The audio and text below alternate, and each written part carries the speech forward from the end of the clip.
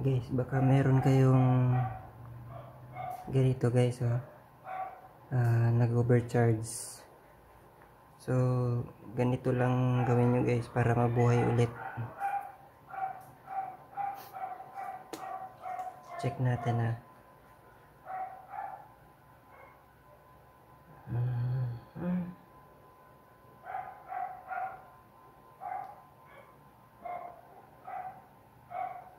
So walang power guys, yan yan, walang power. So ito naayos ko na.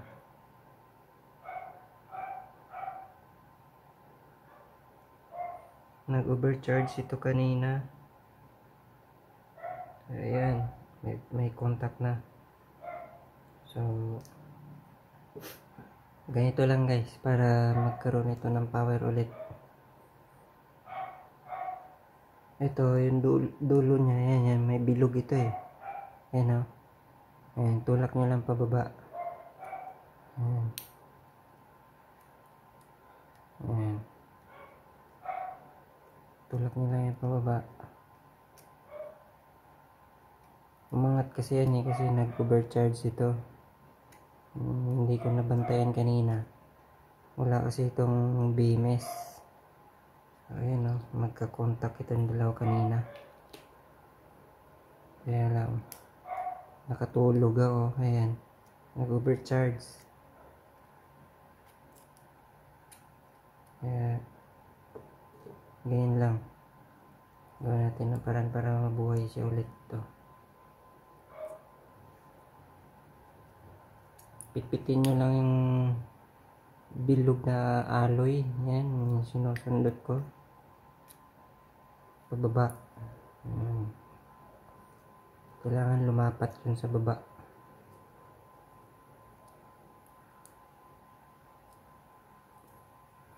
Ganyan lang.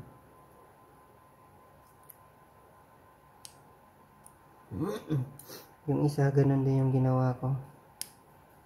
So pag napitpit nyo naman ito guys, yan, magkakaroon na yan ng contact. So mabubuhay na yan ulit yung battery.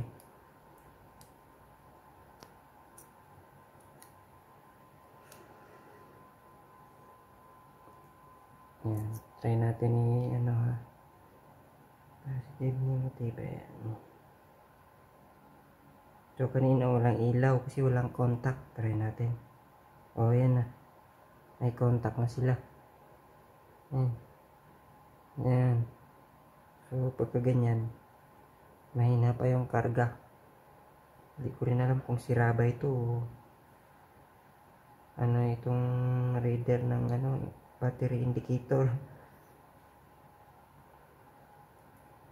Kasi kahit pula yung lumalabas ayaw lumabas yung green. Pero ito may contact na. So ila guys, maliit lang. Ayan ayan, para hindi na siya aangat.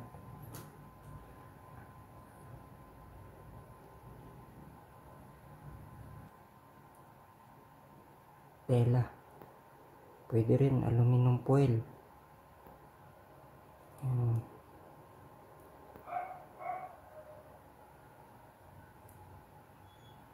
Para hindi siya mag lose contact dun sa sa kanyang foil dun sa baba. May foil din yun sa baba yung parang alloy din siya.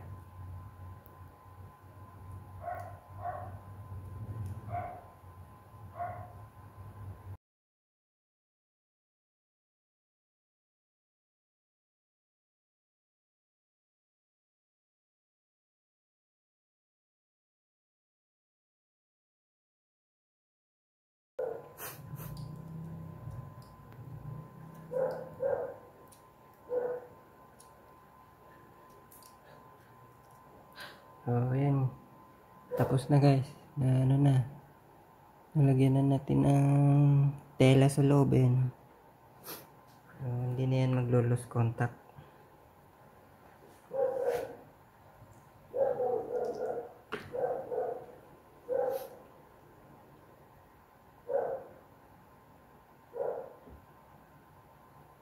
power na. Ayan, may power na guys. Yan.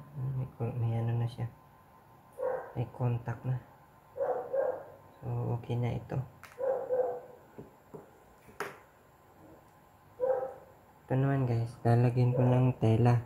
Kasi wala pang tela. So, ito. Napitpit ko na yung loob nito. Ayan. Diin na natin. Lalagyan na lang ng tela. So, ganun lang guys. Pagka yung battery nyo na overcharge, ganyan lang gawin nyo. Lagyan nyo lang ng tela sa loob.